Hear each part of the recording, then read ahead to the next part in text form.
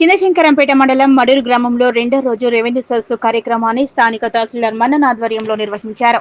ఈ నెల 3వ తేదీ నుంచి 20వ తేదీ వరకు నిర్వహించే రెవెన్యూ సదస్సులో భాగంగా మడూరు రెవెన్యూ గ్రామం అతిపెద్ద గ్రామమైనందున ఒకరోజు దరఖాస్తుల స్వీకరణకు సమయం సరిపోకపోవడంతో జిల్లా కలెక్టర్ ఆదేశాల మేరకు రెండో రోజు కూడా నిర్వహించారు.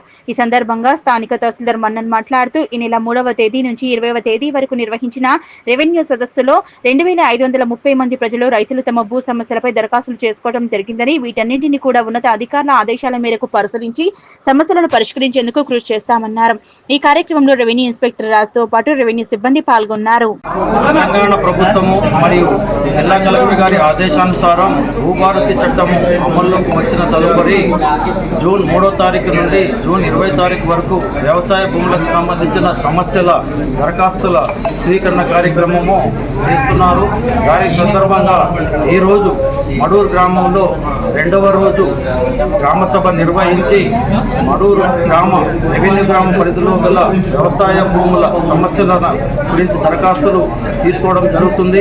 మొత్తానికి శంకరంపేట మండలంలో జూన్ 3వ తారీఖు నుండి నిన్న 20వ తారీఖు వరకు 17 గ్రామంలో గ్రామసభలు పూర్తయినవి. ఈ 17 గ్రామాలలో వారి వ్యవసాయ భూ సమస్యలకు సంబంధించి 2535 దరఖాస్తులను తీసుకోవడం జరిగినది.